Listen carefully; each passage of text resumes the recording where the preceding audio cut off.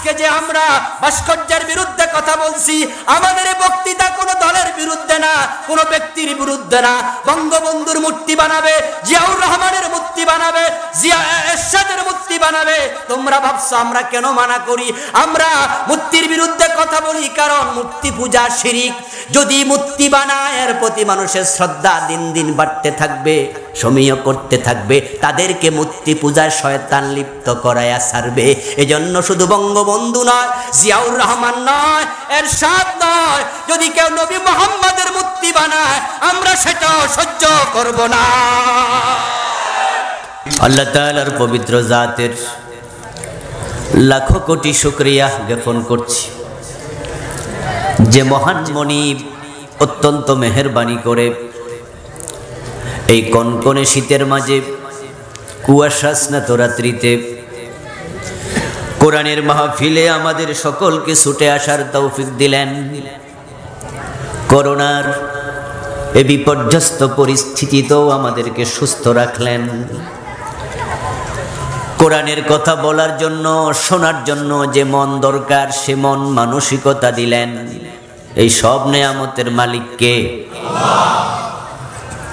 এই জন্য আমরা আলোচনা শুরুতে মন প্রাণ উজাড় করে অন্তরের সবটুকুন শ্রদ্ধা এবং ভালোবাসা দিয়ে আমাদের মনিব আল্লাহ তাআলাকে শুকরিয়া জানাই, কৃতজ্ঞতা জানাই। সবাই মিলে জোরে জোরে একবার কালিমাতু শুকর পড়ি, আলহামদুলিল্লাহ। দুরূদ ও সালাম বিশ্বনবী সাইয়্যিদুল মুরসালিন ইমামুনা কুদওয়াতুনা হাবিবুনা সানাদুনা তাবিবু কুলুবিনা মুহাম্মাদুর রাসূলুল্লাহ সাল্লাল্লাহু আলাইহি ওয়াসাল্লামের উপর, সাহাবায়ে কেরাম ও শুহাদায়ে জামের আলা ইল্লিয়িন আল্লাহ তাআলার কাছে কামনা করছি, বলুন আমিন। সম্মানীয় ভাইয়েরা, আমি আপনাদের সম্মুখে পবিত্র কোরআন মাজিদ থেকে সূরাতুল হাজের প্রথম দুটি আয়াত তেলাওয়াত করেছি। বিশ্বনবীর পবিত্র মুখনুসৃত সহিহ মুসলিমে উদ্ধৃত একখানা ছোট্ট হাদিস পাঠ করেছি। আল্লাহ তাআলা তৌফিক দান করলে এখান থেকে কিছু কথা বলবো। ওয়া মা তৌফিকি ইল্লা বিল্লাহ। সূরা আল হাজের প্রথম দুটি আয়াত আল্লাহ তাআলা বলছেন, দুনিয়ার মানুষ ইত্তাকু রাব্বাকুম, ভয় করো তোমাদের রবকে। আল্লাহ তাআলা তাকে ভয় করার জন্য আদেশ করছেন।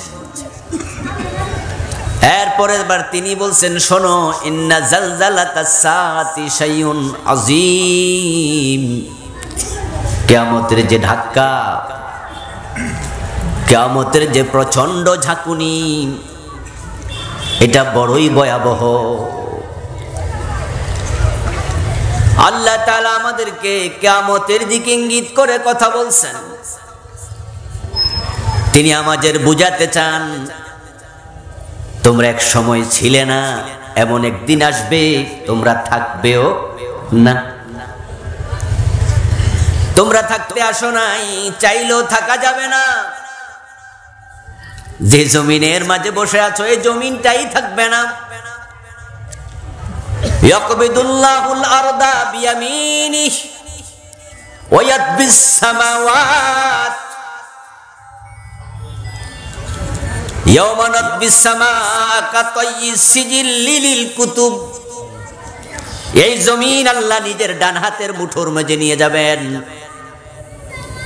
বইয়ের পাতার মতো ভাঁজ করে তামাম আকাশ তিনি হাতের তালুতে রেখে দেবেন। একটা দিন আসবে যেই দিন এই আকাশ এবং জমিন কিছুই থাকবে না। এক সময় ছিল না, একদিন আসবে কিছুই থাকবে না। আমাদের সকলকে চলে যেতে হবে, এটা থাকার জায়গা না। কিন্তু কোথায় যাবেন? প্রত্যেকটা মানুষের জন্য গন্তব্য নির্ধারণ করা আছে। ফারিকুন ফিল জান্নাতি ওয়া ফারিকুন ফিস সাঈর।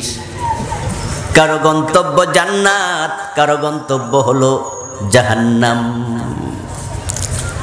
এখন তোমরা কোথায় যেতে চাও সিদ্ধান্ত তোমাদের। আল্লাহ বলেন আমি দুটি রাস্তা বানালাম, একটা রাস্তা জান্নাতের দিকে গেছে আর একটা জাহান্নামের দিকে গেছে। ওয়া নাফসি ওয়া মা সাওয়াহা ফাআলহামাহা ফুজুরাহা ওয়া তাকওয়াহা।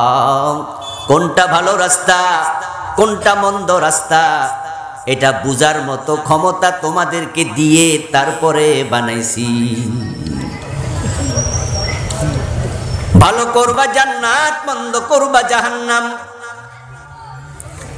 আল্লাহ পাক রব্বুল আলামিন ভালো মন্দ দুটা দেখাইয়া দিয়া আমাদেরকে দুনিয়ায় পাঠালেন, পাঠাইয়া আবার জানাইয়া দিলেন ওয়ামা খালাকতুল জিন্না ওয়াল ইনসা ইল্লা লিয়াবুদুন। আমি ভালো কাজ করার জন্যই তোমাদের বানাইছি। সারিউ ইলা মাগফিরাতিম মির রাব্বিকুম ওয়া জান্নাহ। ও দুনিয়ার মানুষ, তোমাদেরকে আমি জাহান্নামের পথে যাওয়ার জন্য বানাই নাই। আমি বিবেক দিছি, বুদ্ধি দিছি, ভালো মন্দ বুঝার মতো ক্ষমতা দিছি। নফসের কসম, ওয়া নাফসি ওয়া মা সাওয়াহা। নফসের কসম করে আল্লাহ বলেন তিনি নফস বানাইছেন। ফাআলহামাহা ফুজুরাহা ওয়া তাকওয়াহা। ওই নফসের কাছে ভালো মন্দ বুঝার ক্ষমতাও তিনি দিয়েছেন। তাই মিথ্যা বলা মহাপাপ, মা বাবার সাথে বেয়াদবি আচরণ করা যাবে না, মদ পান করা যাবে না, জেনা ব্যভিচার করা অন্যায়। এই কাজগুলো বুঝার জন্য এমএ পাস বিএ পাস করার কোনো প্রয়োজন নেই। দুধে পানি মিশানো যে অপরাধ, এটাকে হিন্দু বোঝে না? কথা বলতে হবে, হিন্দু বোঝে কিনা? মিথ্যা বলা কবিরা গুনাহ, ভালো না। মিথ্যা বলা একটি খারাপ কাজ। যারা নাস্তিক এটা তারাও বোঝে। মানুষকে প্রতারিত করা, ধোঁকা দেয়া, এটা ভালো গুণ নয়, এটা খারাপ গুণ। এটা বুঝার জন্য টাইটেল পাস করার কোনো প্রয়োজন নেই। কোনটা ভালো কোনটা মন্দ এটা বুঝার মতো আমি ক্ষমতা দিয়েছি, দিয়ে তোমাকে পাঠাইছি।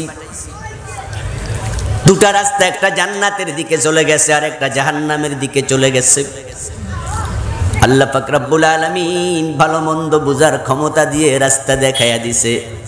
এখন আপনারা বলুন তো, মানুষ ভালো রাস্তায় বেশি না খারাপ রাস্তায় বেশি? খারাপ রাস্তায় মানুষের অভাব নাই। দলে দলে যাচ্ছে মানুষ জাহান্নামের দিকে। আজকের পৃথিবীতে মানুষের সংখ্যা প্রায় 800 কোটি। তার মাঝে মুসলমান হলো 250 কোটি।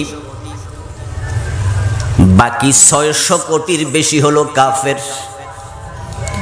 আপনারা বলুন তো, কাফের জান্নাতের রাস্তায় না জাহান্নামের রাস্তায়?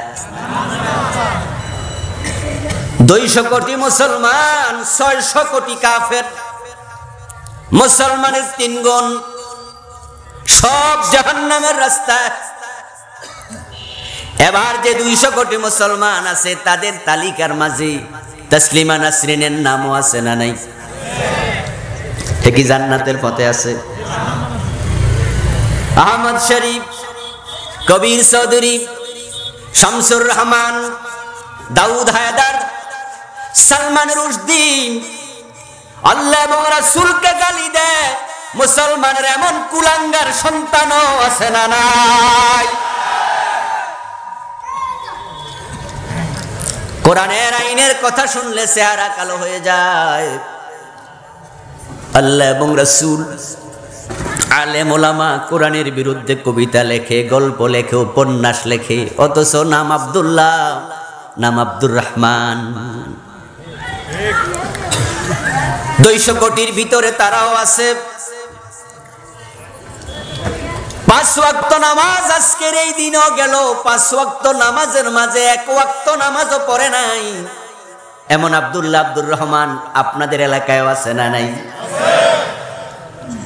জুমার নামাজটা পর্যন্ত পড়ে না এমন মুসলমানের সন্তানও আছে। ওই 200 কোটির ভিতরে এর নামও 600 কোটি কাফের জাহান্নামী। শুধু তারা নয়, এই 200 কোটির মাঝে জাহান্নামের রাস্তায় আছে কিনা? আমার বন্ধু, ঢাকা শহরে অনেকগুলো সিনেমা হল আছে,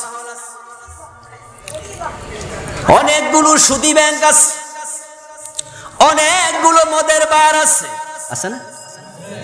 5 স্টার হোটেলগুলোতে গেলে, 3 স্টার হোটেলগুলোতে গেলে, ঢাকার বড় বড় হোটেল একটা পাওয়া যাবে না, পাওয়া বড় দুষ্কর যেখানে মদের বার নাই। ওই সবগুলো সিনেমা হলের মালিক হিন্দু বৌদ্ধ, ঠিক না? সবগুলো সুদী ব্যাংকের মালিক ইহুদি খ্রিস্টান। সবগুলো 5 স্টার হোটেলে মদের দোকান, মদের বার, ওই মদের দোকানের মালিক ইহুদি বৌদ্ধ। সিনেমা হলের মালিক মুসলমান, সুদী ব্যাংকের মালিক মুসলমান, মদের দোকানের মালিক মুসলমান। এই জাতীয় লোকগুলো জান্নাতের রাস্তা নাকি জাহান্নামের রাস্তা? মুসলমান কই, জান্নাতি কই? সংখ্যা বড় কম, মানুষ দল বেঁধে জাহান্নামে যাচ্ছে। শুধু একা যায় না, মানুষদেরকে ডেকে ডেকে নেয়। আপনাদের ভালুকা এলাকায় সিনেমা হল আছে কি? সিনেমা হলে যখন সিনেমা মুক্তি পায়, ওই ময়মনসিংহ সদরে সিনেমা হলের মালিক জানে সিনেমা দেখা কবিরা গুনাহ, সিনেমা দেখলে গুনাহ হয়। 3 ঘন্টা যদি দেখে প্রতিটা নজরে কবিরা গুনাহ হয়। এটা জানে না তা নয়, মালিক জানে। ওই সিনেমা সে দেখে, হলের কর্মচারীরা দেখে, হলের ম্যানেজার দেখে। শুধু তারাই জাহান্নামে যাবে না কবিরা গুনাহ করে। মাইক নামাইয়া দে, পাবলিক র মাইকিং করে করে ডাকে, ডাকে না? আকর্ষণীয় তারামন বিবি মুক্তি পাইছে, দেখা যান দেখা যান। তারা একা জাহান্নামে যেতে চায় না, মানুষকে দল বেঁধে ডেকে ডেকে নেয়। কবিতা লিখে, গান লিখে, পদ্য লেখে, গদ্য লেখে, নাটক লেখে, সিনেমা লেখে। তারা মানুষকে বলে দুনিয়া মস্ত বড়, খাও দাও। কথা বলেন না কেন? সব আমার যে কইবেন। এমন গান বাংলাদেশে আছে না নাই? দুনিয়া মস্ত বড়, খাও দাও, ফুর্তি করো। আবার গানের শেষ অংশ, আগামীকাল বাজবে কিনা বলতে পারো। আনন্দ করো, ফুর্তি করো, আনন্দ করো। এখন আনন্দ কিভাবে করবে কবি লিখতে মনে নাই। উনি শুধু বলছে খাও দাও, ফুর্তি করো। কি খাবে কবিতাতে নাই, ইশারা দিছে যা খাইলে ফুর্তি আসে হেডাই খাও। অগ্রজ কবি লিখে গেল খাও দাও, ফুর্তি করো। অনুজ কবি এসে একটু সংযোজন করে দেয়, ব্যাখ্যা করে দেয় কি খাইলে ফুর্তি হয়। সব খানেওয়ালা বুঝতে নাও পারে, তাই তিনি ব্যাখ্যা করে দিলেন এই বেলা বাই মদ খেয়ে নাও, কাল নিশীথের ভরসা কই। চাঁদনি জাগিবে যোগ যোগ ধরে, আমরা তো আর রব না সই। কি খাওয়ার জন্য বলছে?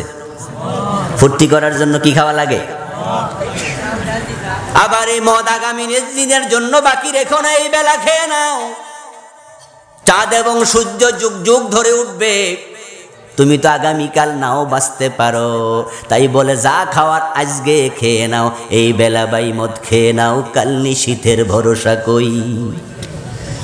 চাঁদনি জাগিবে যুগ যুগ ধরে, আমরা তো আর রব না সই। যা পারো খেয়ে নাও, দেরি করো না। হুজুররা বলে জান্নাতে গেলে হুর পাইবা, গেলমান পাইবা, সেখানে শরাব পাইবা, দুধের ঝর্ণা, মধুর ঝর্ণা পাইবা। কখন মরবা, কতদিন কবরে থাকবা, তারপরে হাসরের মাঠে 50,000 বছর লম্বা দিন থেকে ফুলসেরাত পার হইয়া জান্নাতে যাইবা, তারপরে খাইবা। হে মিয়া তুমি বেকুব নাকি? এতদিন ধৈর্য ধরবা কেন? তাই নগদ যা পাও হাত পেতে নাও, বাকির খাতা শূন্য থাক। দূরের বাদ্য কিলাপ শোনে, মাঝখানে যে বেজায় ফাঁক। ওরা জাহান্নামে একা যায় না, দল বেঁধে যায়, মানুষকে ডেকে ডেকে নেয়। এখন তাদের আহ্বানে সাড়া দিয়া এই দেশের লাখ লাখ যুবক মদ খাওয়া শুরু করে দিয়েছে। মাদকের সবল তামাম যুব সমাজকে গ্রাস করে নিয়েছে। ইয়াবা এবং মাদক college level, primary, high school লেভেলও পৌঁছে যাচ্ছে। ক্লাস 9-এ পড়ুয়া মাদকাসক্ত ঐশী, তার নামটা মনে আছে না নাই? মদে আসক্ত হয়ে টাকা না দেয়ার অপরাধে মা বাবা দুইজনকে জবাই করছে। ঐশী নামক মেয়েটা, তার বাবা পুলিশের বড় অফিসার, তাকে হত্যা করেছে, মাকে করেছে। পত্রিকায় পড়ে অবাক হয়েছি, একটা ছোট্ট মেয়ে কাজ কেমনে করলো। পরবর্তীতে জানতে পারলাম পত্রিকার নিউজ পড়ে সে মাদকাসক্ত ছিল। ক্লাস 9-এ পড়ুয়া মেয়ে, লেভেলের মেয়ে, মাদকাসক্ত হয়ে জাতির দুই চোখে আঙ্গুল দিয়ে দেখায়া গেছে মাদক এখন আর ইউনিভার্সিটি কলেজ লেভেলে না, মাদক হাই স্কুলে চলে এসেছে। তোমরা যদি জেগে উঠতে না পারো, এই মাদক প্রাইমারি তো চলে যাবে, তাই তোমাদের জাগতেই হবে।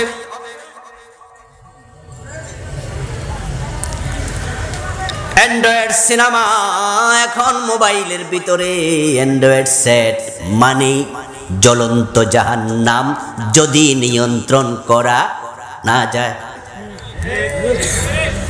এখন সিনেমা দেখার জন্য হলে যাওয়ার প্রয়োজন নাই, এই মোবাইলগুলোর ভিতরে সিনেমা হল আছে না নাই?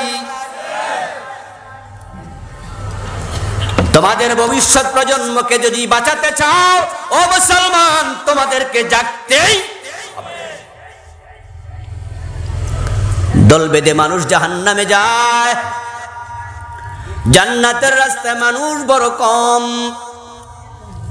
রাসূলুল্লাহর উম্মত প্রায় 250 কোটি, কিন্তু তাদের মাঝে জান্নাতি উম্মত একবারে সামান্য। বিশ্বনবী ভবিষ্যৎবাণী করে গেছেন, এমন একটা জামানা আসবে আমার উম্মতের কাছে, তারা 73 দলে বিভক্ত হয়ে যাবে। তাফতারিকু উম্মতি আলা 73 মিল্লাতান কুল্লুহুম ফিন্নার ইল্লা ওয়াহিদা। রাসূলুল্লাহ বলেন, আমার উম্মত 73 দলে ভাগ হবে, তার মাঝে জান্নাতি হবে মাত্র এক দল, আর 72 দল হবে জাহান্নামী। 800 কোটি মানুষ, 600 কোটি কাফের, রইল আর 200 কোটি, তারা হবে আবার 73 দল, জান্নাতি তাদের মাঝে মাত্র। তাহলে আপনারা সবাই মেহেরবানি করে বলুন, জান্নাতি বেশি না কম? কত কম? অনেক কম, অনেক কম। এই যে আপনারা বসে আছেন, 73 দলের মাঝে 72 দল যদি জাহান্নামী হয়, ওই 72 দল বেশি, এক দল কম, তাহলে এই মাহফিলের মাঝে জান্নাতি বেশি না কম? এখানেও কম। রাসূলের হাদিস মিথ্যা নয়, জান্নাতি মাত্র এক দল। এখানে যারা বসে আছেন আপনারাও হাদিসকে স্বীকার করবেন, হাদিস ঠিক, জান্নাতি মাত্র এক দল, জাহান্নামী 72 দল, জাহান্নামী বেশি। কিন্তু যদি প্রশ্ন করা হয় জাহান্নামের দলে কে কে আছেন, হাত তোলা দেন, একজনও দিব না। বলে জাহান্নামী বেশি, তবে ভালুকায় নাই। এগুলো গফরগাঁওয়ে পড়ছে। গফরগাঁওয়ে যত মুসলমান আছে সব যদি এক মাঠে জড়ো করে প্রশ্ন করা হয়, রাসূলের হাদিসের আলোকে বলো জান্নাতি বেশি না জাহান্নামী বেশি, তারাও বলবে জাহান্নামী বেশি। 72 দল জাহান্নামী, জান্নাতি এক দল। তাহলে গফরগাঁওয়ের মুসলমান তোমরা 5 লাখ হও আর 7 লাখ হও, এই মাঠে তোমরা হাজির। জাহান্নামের রাস্তায় কে কে আছো হাত তোলা দেও, কয়জনে তোলা দিব? বলবো জাহান্নামী বেশি, তবে গফরগাঁওয়ে নাই। এগুলো গাজীপুরে পড়ছে। দেওয়ানবাগে যান, প্রশ্ন করলো দেওয়ানবাগের পীর সাহেবের মুরিদারা জাহান্নামের রাস্তায় কজনে আছো? বলবে আমরা নাই, আমরা তো হুজুরের কাছে মুরিদ হইছি, জাহান্নামে যাইতে হইছি।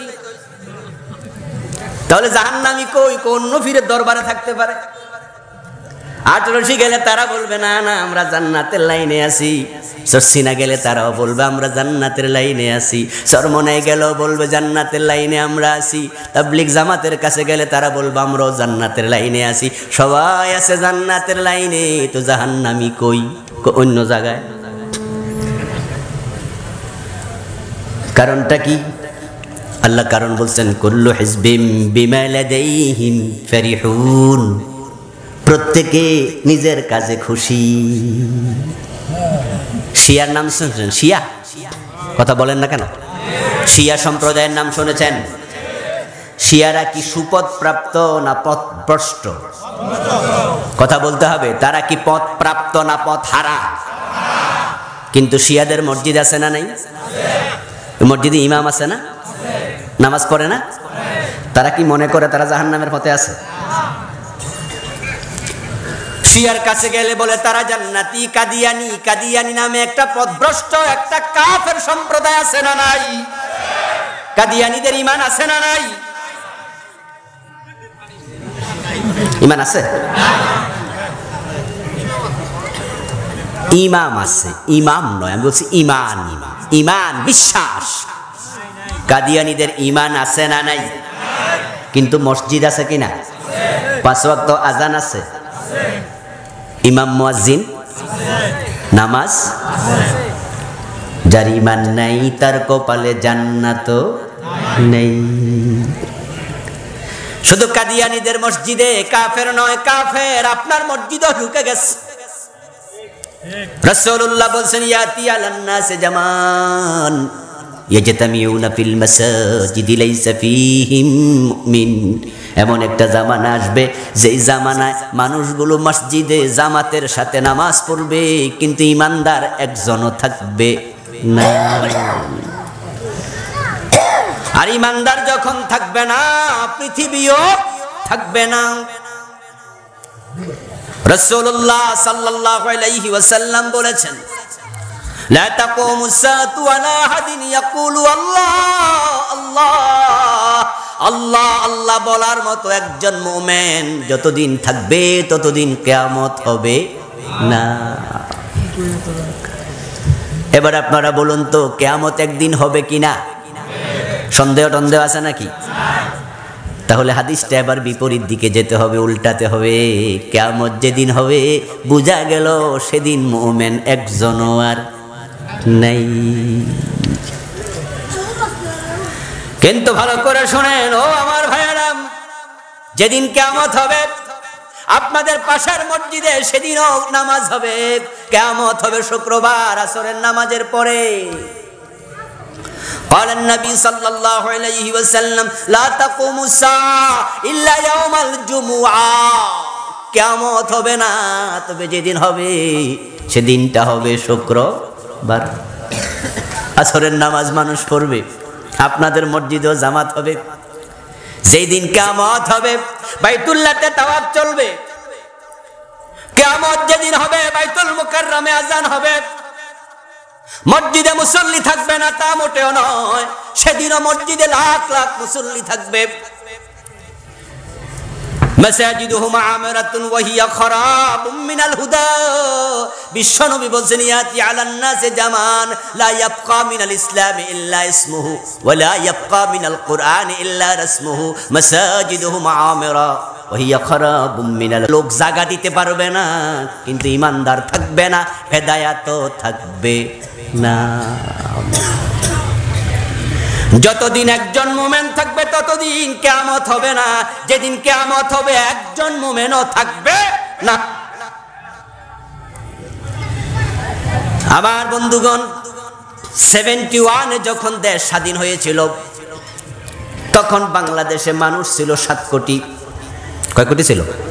7 কোটি। 7 কোটির মাঝে 50 লাখ হিন্দু, বৌদ্ধ বাদ দেন 6.5 কোটি মুসলমান ছিল। এখন 2020 সন, মানুষ হয়ে গেছে 18 কোটির বেশি। 1 কোটি যদি কাফের বাদ দেন 17 কোটি মুসলমান। 71 সনে ছিল 7 কোটি, এখন হইছে 17 কোটি। মুসলমান কমছে না বাড়ছে? কথা বলতে হবে তো। 2030 সনে মানুষ কি 18 কোটি থাকবে না আরো বাড়বে? তো মুসলমান কমবে না বাড়বে? মসজিদ ছিল তখন ধরেন 50,000, 71-এ 60,000, 70,000 তাম বাংলাদেশে। এখন মসজিদের সংখ্যা 3.5 লাখের বেশি। আগামী 10 বছর পরে মসজিদ কমবে না বাড়বে? ইমাম, মুয়াজ্জিন, মুসল্লি, মুসলমান, তো এরকম বাড়লে তো কিয়ামত হওয়ার কোনো সম্ভাবনাই নাই। কিয়ামত তো ফিসাইতে থাকবে। কথা কি বোঝেন? কিয়ামত কি ফিসাচ্ছে না আগাচ্ছে? তো মুসলমান যেভাবে 7 কোটি থেকে 17 কোটি হয়েছে, কয়দিন পরে 25 কোটি হবে, আরো কয়দিন পরে 30 কোটি হবে। এত মুসলমান থাকলে কিয়ামতটা হইব কেমনে? একজন থাকলে তো হইব না। তাহলে কিয়ামত আপাতত হওয়ার কোনো সম্ভাবনাও দেখা যায়? আসলে বাস্তবতা তাই নাকি? মোটেও নয়, মোটেও নয়। এই মুসলমানের সন্তানগুলো কুফরি করে ঈমান হারাবে, শিরিক করে ঈমান হারাবে, নেফাকে ইতিকাদি করে ঈমান হারাবে। মসজিদে নামাজ পড়বে, টুপি থাকবে, দাড়ি থাকবে, ঈমান থাকবে না।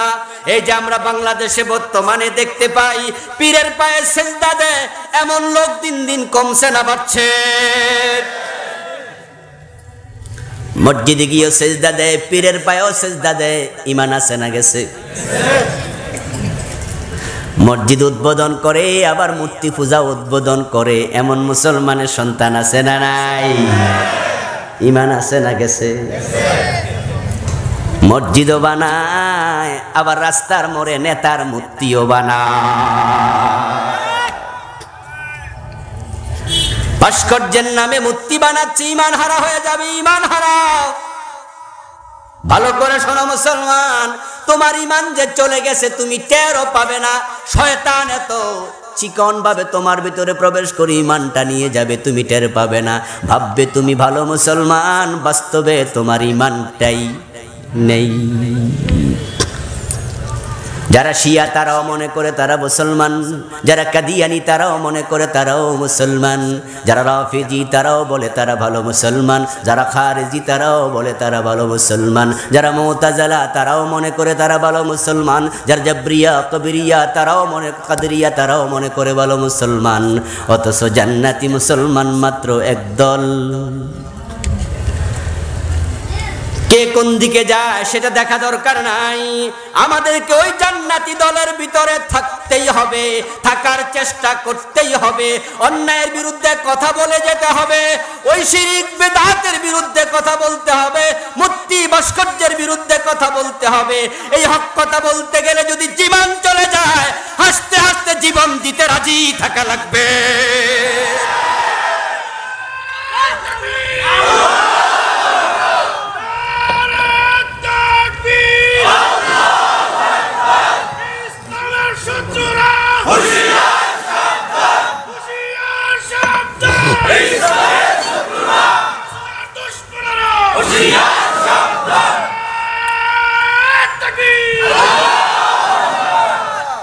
আমার ভাইয়েরা, রাসূলুল্লাহ সাল্লাল্লাহু আলাইহি ওয়াসাল্লামকে প্রশ্ন করা হলো, ওয়ামাহি ক্বালা মা আনা আলাইহি ওয়াসহাবি। জান্নাতি দল মাত্র কয়টা? সবাই একটু বলুন, কয় দল? ওই দলের ভিতরে থাকা দরকার আছে না নাই? রাসূল বলার সাথে সাথে সাহাবায়ে কেরামের মাঝ থেকে কেউ প্রশ্ন করলেন, ইয়া রাসূলুল্লাহ ওয়ামাহি, হে রাসূল আমরা জানতে চাই সে জান্নাতি দল কোনটা? আমার ভাইয়েরা, যেই গাড়ি ময়মনসিংহে যায়, আপনি যদি ময়মনসিংহ যেতে চান আপনাকে সেই গাড়িতে উঠতে হবে, ঠিক না? যেই গাড়ি ঢাকা যায় আপনাকে ঢাকা যেতে হলো ওই গাড়িতে উঠতে হবে। আপনি পকেটে টাকা নিলেন, গায়ে জামা কাপড় পরলেন, তারপরে বাড়িতে বললেন আমি ঢাকা যাচ্ছি। বউকে বলে, মেয়েকে বলে, ছেলে সন্তানকে বলে ঢাকা রওনা দিয়া আপনি বালুকা মোড়ে যাইয়া মমিন সিংহের গাড়িতে উঠে গেছেন, ঢাকা যাওয়া হবে তো? এখন জান্নাতে যাওয়ার শখ সবার আছে। জান্নাতে যেতে হলে ওই দলটা চিনা দরকার আছে না? না চিনলে ভুল করবেন। সাহাবায়ে কেরাম চিনতে চাইলেন, ইয়া রাসূলুল্লাহ মাহি, সেই দলটা কোনটা আমি চিনতে চাই। এবার বিশ্বনবী বলেন, সেই দল হলো মা আনা আলাইহি ওয়া আসহাবি, আমি নবী মুহাম্মদ এবং আমার সাহাবাদের দল। সুবহানাল্লাহ। আমি যার উপরে আছি, আমার সাহাবারা যার উপরে আছে, ওটার উপরে তুমি যদি থাকো, তুমি জান্নাতি দলে ঢুকে যাবে। ইমাম সাহেব হুজুরকে প্রশ্ন করা হয়, হুজুর আপনি কোন দল? হুজুর ডানে বামে সামনে পিছে তাকায়া কয়, কোন দলের কথা কইয়া মুসিবতে পড়ি, তাই কই আমার কোন দলই নাই। এমন সুবিধাবাদী ইমাম আছে না নাই? প্রত্যেকের দল আছে, ঠেলাওয়ালার দল আছে, কুলির দল আছে, দিনমজুরের দল আছে, মসজিদের সভাপতিও দল করে, সেক্রেটারিও দল করে, সব মুসল্লি দল করে। হুজুর সুবিধাবাদ, চাকরি যেন না যায়, তাই উনি কা আমার কোনো দল টল নেই। অথচ মানুষ যখন মারা যায়, কবরে রাখার সময় একটা দোয়া আছে, বিসমিল্লাহি আলা মিল্লাতি। বালুকা এলাকায় নাই এই দোয়া? আসেনি? বিসমিল্লাহি আলা মিল্লাতি রাসূলিল্লাহ, বাংলা অর্থ হলো আল্লাহর নামে তোমাকে রাসূলের দলে তুলে দিলাম। কার দলে? ইমাম সাহেব হুজুর কইছে আমার কোনো দল টল নাই, তাহলে উনার জন্য নতুন দোয়া বানাইতে হইব, ঠিক না?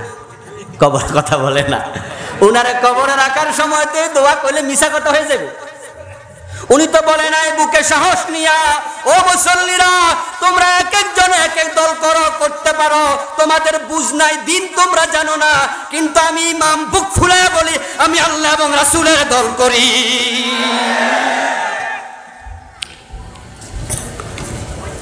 আমার বন্ধু রাসূলের দল আছে, তাই আপনাকে কবরে দেওয়ার সময় রাসূলের দলে তুলে দেয়।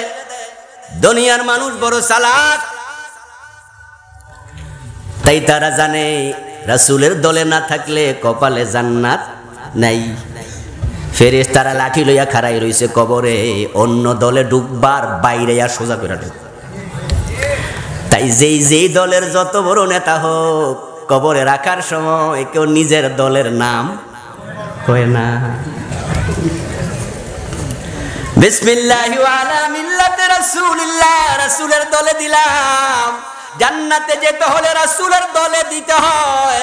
এবার আপনাদের কাছে আমি জানতে চাই, যেই বেটা মারা গেল তাকে আপনারা দোয়া পড়ে রাসূলের দলে নিজেরা তুলে দিলেন না হেতে নিজে নিজে গেছে? কথা বোঝেন? হে কি নিজে নিজে ঢুকছে? জি না, সে তো মরে গেছে, ঢুকবে কেমনে? ঢোকার বয়স সময় এখন তো আর। রাসূলের দলে সে জীবিত অবস্থায় ছিল না, বরং কোরআনের কথা বললে, কোরআনের আইনের কথা বললে তার চেহারাটাই কালো হয়ে যেত। এমন কিছু নামাজিও আছে না নাই? এখন রাসূলের দলে আপনারা হেরে ধাক্কায় তুলে দিছেন, কিন্তু বড় চালাকি হলো, যারা হেরে সবাই মিলে রাসূলের দলে তুলে দিল, ওরা কিন্তু নিজেরা রাসূলের দলে এখনো যায় নাই। হেরা মরলে আরেকজনে ধাক্কায় হেরে তুলে দিব।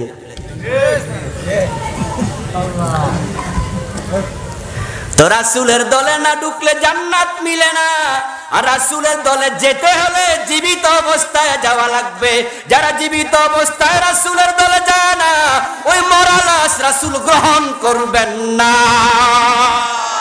মরা লাশের কোনো প্রয়োজন রাসূলের। একটা সময় আসবে যে সময়ের মানুষগুলো ঈমান হারা হতে হতে ঈমানদারের সংখ্যা শূন্যের দিকে যেতে থাকবে।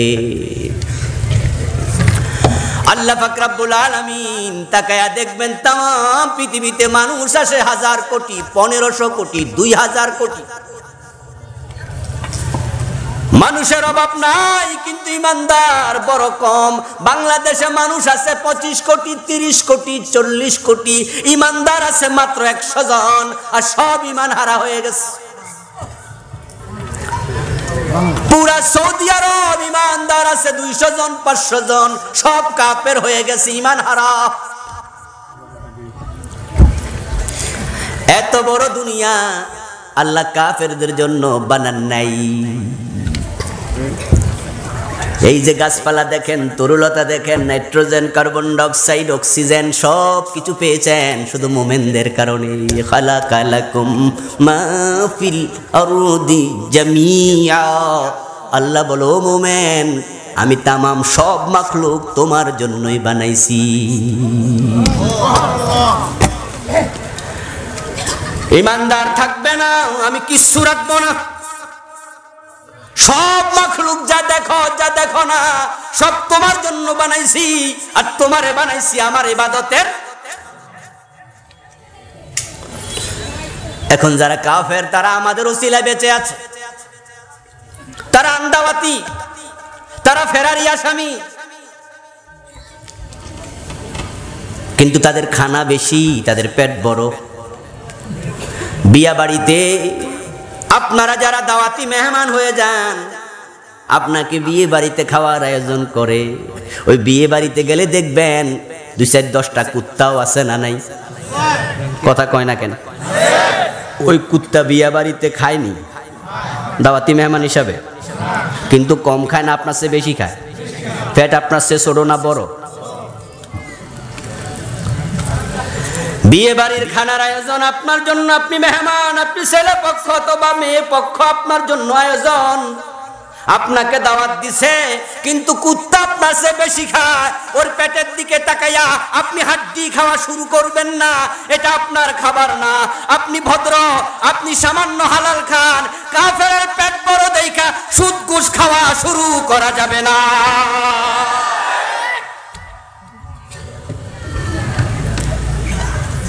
ওরা মুমিনদের উসিলায় বেঁচে আছে, কিন্তু আল্লাহ তাআলা যখন তাকায়া দেখবেন মুমিন বড় কম, ইয়ামান নামক দেশ থেকে তিনি একটা বাতাস পাঠায়া দেবেন, ওই বাতাসটা তামাম দুনিয়াতে ছড়িয়ে পড়বে। এই যে আজকের এই চমৎকার মাহফিল, আলোচনা শুনছেন, চলছে ভালো। আল্লাহ না করুক যদি আগামী 10 মিনিট 15 মিনিট পরে আপনারা মনে করেন যে হুজুরের আলোচনা মজা লাগে না, পিছন থেকে উঠতে শুরু করে দেন, যেতে যেতে যেতে যেতে আর 20-50 জন আছে, এই সুরত দেখে, এই বাস্তবতা দেখে আমি ওয়াজ কি লম্বা করব না ছোট করব? এটাই বিবেকের দাবি। শ্রোতা কমে গেছে, মাহফিল আর বাড়ানো দরকার নাই, মুনাজাত করো। আল্লাহ যখন দেখবে ইমানদার কমে গেছে, আল্লাহ ভাববেন পৃথিবী রাখার দরকার আর নাই। রাসূলুল্লাহ বলেন, ইন্নাল্লাহা ইয়াবাসু রিহাম মিনাল ইয়ামান, ইয়ামান নামক দেশ থেকে বাতাস ছেড়ে দেবেন, আলিয়ানা মিনাল হারির, যে বাতাসের স্পর্শ হবে রেশমি কাপড়ের চেয়েও কোমল, গায়ে লাগবে খুবই মজা। ফালা তাদউ মান কানা ফি কলবিহি মিসকালু হাববাতিন মিনাল ঈমান ইল্লা কাবাযাতহু, ওই বাতাসটা যার ঈমান আছে তার গায়ে লাগার সাথে সাথে ঈমানদারের মৃত্যু হয়ে যাবে। বাতাসটা পৃথিবীর পূর্ব থেকে পশ্চিম, উত্তর থেকে দক্ষিণ তাম দুনিয়ায় এসে যাবে। পৃথিবীর লাস্ট পয়েন্টে পৌঁছার পর একজন মুমিন আর বেঁচে থাকবে না। ভালুকা বড় মসজিদের খতিব সাহেব মারা গেছে, মাইকিং হবে, আপনারা শুনবেন, কিন্তু কেউ বুঝতেই পারবে না ওই বাতাসের কারণে মারা গেছে। মানুষ মনে করবে স্বাভাবিক মৃত্যু। আপনার বাড়ির মসজিদের খাদেম, উনি একবারে কম বেতনে চাকরি করে, কিন্তু তার ঈমান আছে, ওই বাতাস লাগার সাথে সাথে তিনিও মরে যাবেন। আপনি ভাববেন স্বাভাবিক মৃত্যু, স্বাভাবিক নয়। এইভাবে তামাম পৃথিবীর সব মোমেন শেষ। যখন মোমেন একজনও থাকবে না, আকাশ জমিনের প্রয়োজনও আর নেই। আল্লাহ তাআলা বলেন, ইযা যুলজিলাতিল আরদু জিলজালাহা, ইযা ওয়াকাআতিল ওয়াকিআ ইয়া আইয়ুহান নাস ইত্তাকু রাব্বাকুম ইন্না যালযালাতাস সাআতি শাইউন আযীম। আমি পৃথিবীকে জোরে একটা ঝাঁকুনি দিয়ে দেব, প্রচন্ড একটা ধাক্কা মেরে দেব, কিয়ামত শুরু। এই কিয়ামতের আলোচনা আল্লাহ তাআলা কোরআনে শত শত আয়াতে করেছেন। ওই কিয়ামতটা 3 পর্যায়ে হবে। ইসরাফিল নামে একজন ফেরেশতা আছে, যিনি বড় লাজুক প্রকৃতির। আল্লাহ তাআলা উনাকে বানায়া অনেকগুলো পাখা দিয়েছেন। উনি পাখা দিয়ে নিজের মাথাটাকে এভাবে ঢেকে বসে আছেন। উনার মুখে আল্লাহ একটা সিংহা দিয়েছেন, বলছেন অপেক্ষা করো, যখনই অর্ডার দেব ফু দিবা, পৃথিবী আর থাকবে না। ইসরাফিল আলাইহিস সালাম আল্লাহ তাআলার অর্ডার পাবেন, পৃথিবীতে মেসাকারের জন্য একটি ফু দেবেন। ওই ফু দেওয়ার সাথে সাথে তামাম পৃথিবী জালজালা হবে, ভূমিকম্প হবে, প্রচন্ড রূপে কাঁপতে থাকবে। এমন কম্পন পৃথিবীর মানুষ এর পূর্বে কখনো আর দেখে নাই। মাঝে মাঝে কম্পন হয়, আমরা বলি ভূমিকম্প হয়েছে। আল্লাহ পৃথিবীকে ছোট্ট ছোট্ট ধাক্কা দিয়া আমাদেরকে বুঝায়, সাবধান হ, না হয় বড় ধাক্কা খাওয়া লাগবে।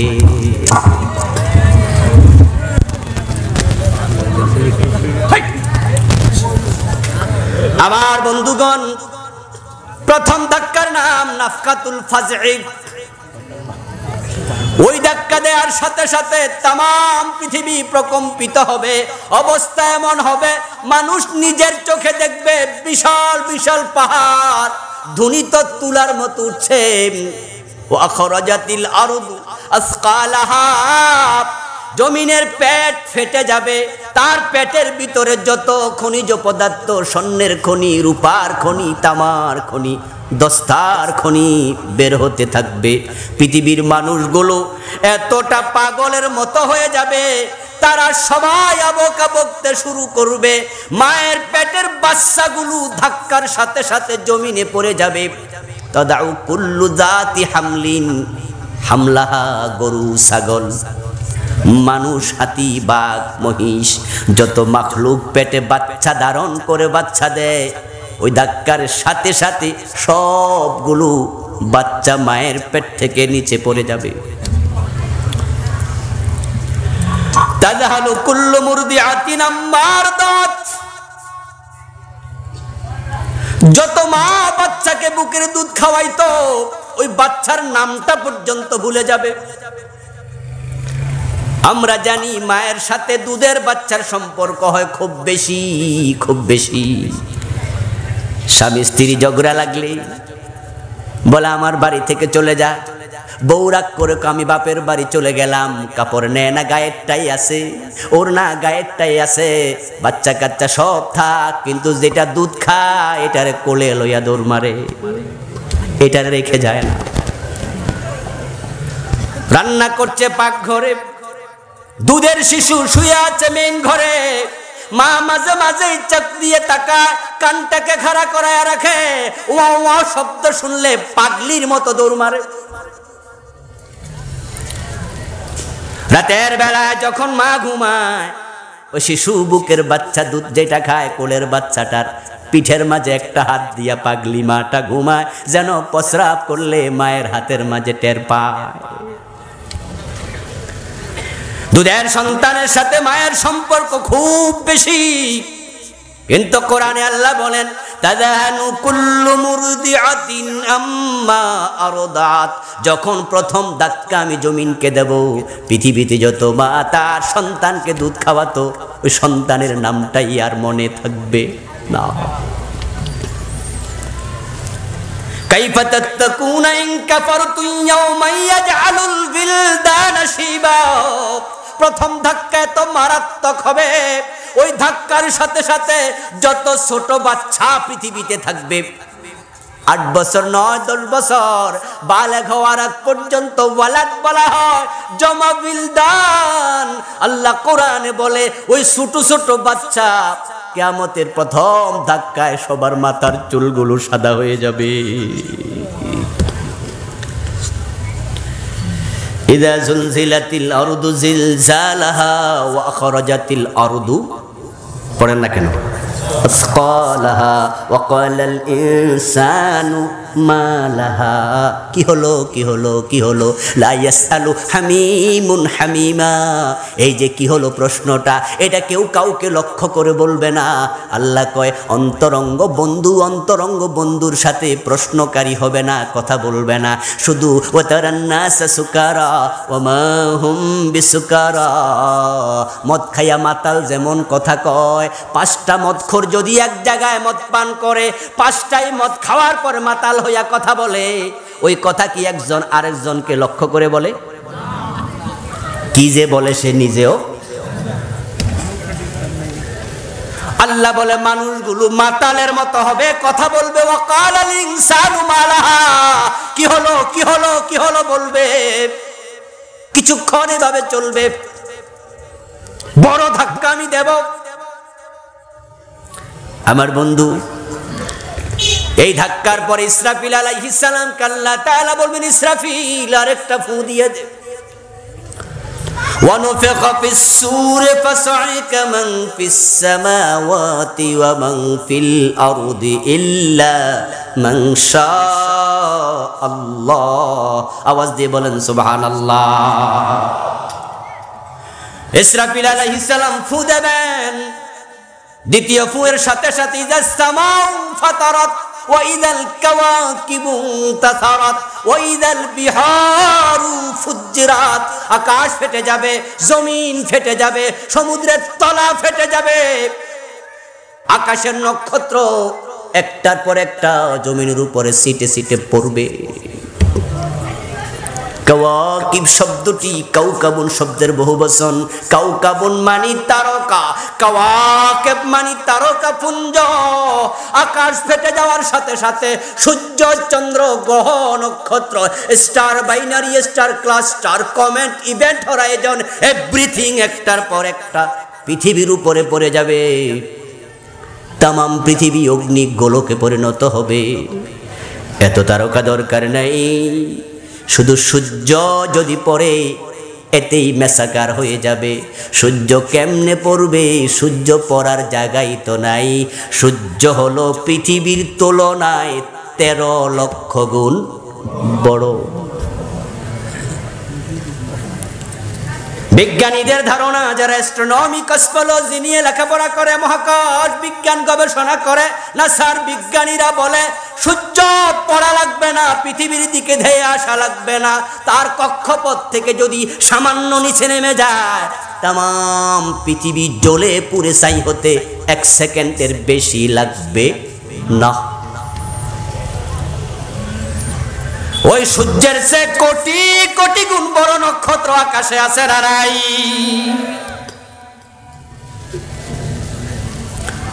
আমার ভাইয়েরা, এই মহাকাশ সম্পর্কে আমরা যে সামান্য সামান্য জানি, সূর্য পৃথিবীর চেয়ে 9 কোটি 30 লক্ষ মাইল দূরে, 13 লক্ষ গুণ বড়। আমরা কেউ মাপি নাই, আমরা কেউ যাই নাই, আমাদের কাছে পিতাও নাই, যন্ত্রও নাই। আমরা এগুলো জেনেছি নাসার বিজ্ঞানীদের দেয়া তথ্য মোতাবেক। ওই নাসার বিজ্ঞানীরা বলছে আকাশে আছে গ্লাস্কি, নিহারিকা পুঞ্জ। এক একটা ছায়াপথের ভিতরে তারকার সংখ্যা কমপক্ষে 10,000 কোটি। এক একটা তারকা সূর্যের চেয়ে কোটি গুণ বড়। মহাকাশের অনেকগুলো ছবি তারা পৃথিবীতে পাঠিয়েছে। আমরা বাংলাদেশ থেকে দেখতে পাই পত্রিকায় অথবা লেখাপড়া বইতে বিভিন্ন ছবি। আর আমেরিকার মহাকাশ স্পেস মিউজিয়াম ওয়াশিংটন শহরে, নাসার মূল বড় মাপের জাদুঘর। আল্লাহ আমাকে সেখানেও যাওয়ার সুযোগ দিয়েছে। আমি দেখলাম সেখানে ভিডিও অনেকগুলো ওয়ালের সাথে ফিট করে করে দেখাচ্ছে মহাকাশের ছবিগুলো।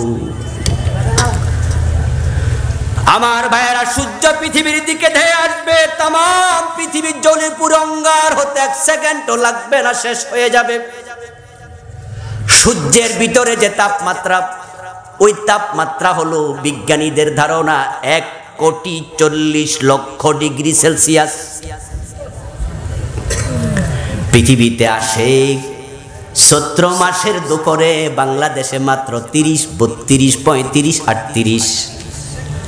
সৌদি আরবে আসে 65, 68, 70 ডিগ্রি সেলসিয়াস। ওই সামান্য তাপের কারণে বাংলাদেশের চৈত্র মাসে প্রচণ্ড রোদ হলে কুত্তাগুলা পর্যন্ত জিহ্বা বের করে হাঁফাতে। কুয়ার পানি গরম হয়ে যায়, টিনের ঘরের তলায় বসা যায় না, দুপুর বেলায় তাল ফাঁকা হাতে নিয়ে গাছতলায় বাতাস করা লাগে, ঠিক কিনা? অথচ তাপমাত্রা মাত্র 38, 39, এর চেয়ে বেশি হলে হিট স্ট্রোক শুরু হয়ে যায়। পুকুরে গোসল করা যায় না, পানি গরম। 65 ডিগ্রি সেলসিয়াস তাপমাত্রায় সৌদি আরবের জমিনে পা রাখা যায় না। পা যদি রাখতে যান পায়ের মাঝে ফোসকা ফুটে যাবে। আর সূর্যের ভিতরে আছে 1,40,00,000 ডিগ্রি সেলসিয়াস। আমার বন্ধু, এই যে মাইকটা দাঁড়ায় আছে মাউথ স্পেস গুলো, এখানে একটা 3 সুতা রড আছে, নিচে 6 থেকে 7 সুতা রড হবে। এই রডটা বানাইছে ফ্যাক্টরিতে, মোটা মোটা লোহার খণ্ড আগুনের ভিতরে দিলে মোমের মতো গলে যায়। তারপরে রড হয় 1 সুতা, 2 সুতা, 3 সুতা, 5 সুতা। এগুলো বানানোর জন্য আলাদা আলাদা সাজ আছে না নাই? যেই পরিমাণ আগুনে লোহা গলে যায় সে আগুন হলো মাত্র 1538 ডিগ্রি সেলসিয়াস, 1538 ডিগ্রি। মাত্র 1500 ডিগ্রি তাপমাত্রার আগুনে লোহা গলে যায়। আর 1,40,00,000 ডিগ্রি সেলসিয়াস সূর্যের তাপমাত্রা। এটা যখন পৃথিবীর উপরে পড়বে বাঁচার ক্ষমতার কারো নেই। ওয়াইজাল বিহারু ফুজ্জিরাত, সমুদ্রের তলা ফেটে যাবে। আল্লাহর এক সূরাতে বলছেন ওয়াইদাল বিহারু সুজ্জিরাত, সমুদ্রের পানির মাঝে আগুন লাগিয়ে দেয়া হবে, আগুন নিবায়। কিয়ামতের দিন আল্লাহ ধাক্কা দেওয়ার পরে ওই পানিতে আগুন জ্বলবে। तमाम पृथ्वी आगुनेर गोलक फसाइका मान फिस समावाति व मान फिल आरदि इल्ला मान शाअल्लाह। আল্লাহ তাআলা বলছেন আকাশ এবং জমিনে যত মাখলুক সব মরে যাবে, সব শেষ, ইল্লা মান শাআল্লাহ। তবে ওই কঠিন ভয়াবহ অবস্থায় আল্লাহ যাকে চান তাকে তিনি বাঁচিয়ে রাখতে পারবেন, তার ক্ষমতা আছে। এই আয়াতের ব্যাখ্যায় মুফাসসিরগণ বলেন আকাশে যারা আছে মরে যাবে, মানে আকাশের ফেরেশতাও শেষ, জমিনের সব শেষ, কেউ নাই, ইল্লা মান শাআল্লাহ। এর মানে হলো 12 জন ফেরেশতা বেঁচে থাকবে। হযরত জিবরিল, আজরাইল, মালাকুল মউত, ইসরাফিল, মিকাইল, এই 4 জন, আর আরশ বহনকারী থাকবে 8 জন। এই মোট হলো কতজন? ইয়াহমিলু আরশা রাব্বিক ফাওকাহুম ইয়াওমাইযিন সামানিয়া। আল্লাহ কোরআন মাজিদে বলেন সেই দিন আরশ বহন করবে ফেরেশতা, তাদের সংখ্যা হলো 8। কিচ্ছু নাই, শুধু 12 জন বেঁচে আছে। আল্লাহ পাক রব্বুল আলামিন 12 জনকে বাঁচায়া রাখছেন। এই জন্য তিনি বলেন ইল্লা মান শাআল্লাহ। প্রচন্ড আগুনের ভিতরে আল্লাহ ফেরেশতাকে বাঁচান, তার ক্ষমতা আমরা দেখেছি। নমরুদ আগুন জ্বালাইছে, ওই আগুনে আল্লাহ ইব্রাহিম নবীকে বাঁচাইছে। আল্লাহর ক্ষমতা আছে, তিনি এগুলা বলে আমাদেরকে বুঝান ভয় পেও না, ভয় পেও না। জালেমরা যদি জুলুম করে, অত্যাচার করে, আগুন জ্বালায়া তোমাদের পোড়ায়া দিতে চায়, ফাঁসি দিয়ে ধ্বংস করে দিতে চায়, আমি আল্লাহর ক্ষমতা আগের মতোই আছে। আমি চাইলে বাঁচাতে পারবো, আমি চাইলে বাঁচানোর ক্ষমতা আমার আছে।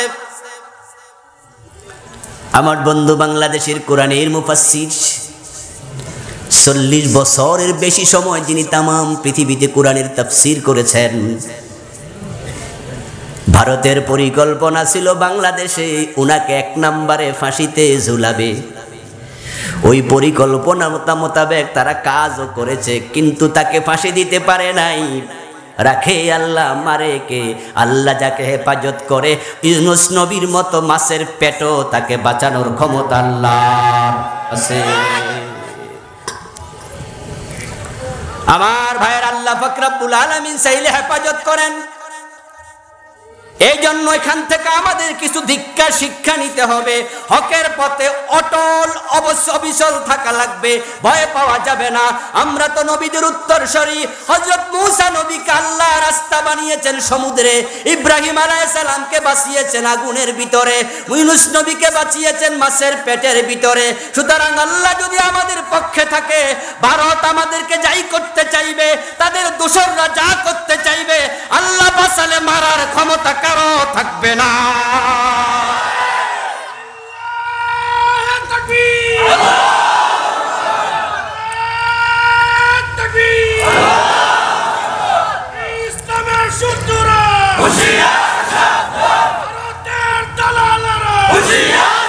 আমার ভাইয়েরা, আল্লাহ তাআলা বলছেন ফাসআকা মান ফিস সামাওয়াতি ওয়া মান ফিল আরদ, সব শেষ ইল্লা মান শাআল্লাহ, তবে তিনি যাকে বাঁচাতে চান বাঁচানোর ক্ষমতা তার আছে। আল্লাহর উপর ঈমান বাড়াতে হবে।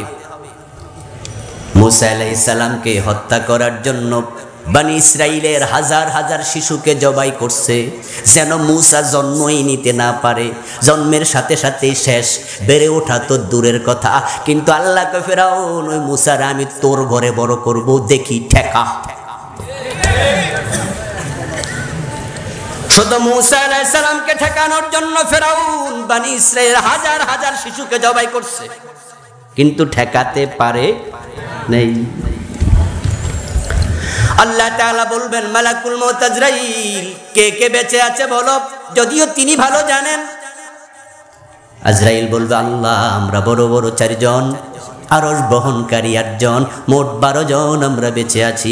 আল্লাহ বলবেন যাও আরশ বহনকারী ফেরেশতাদের জান কবজ করো।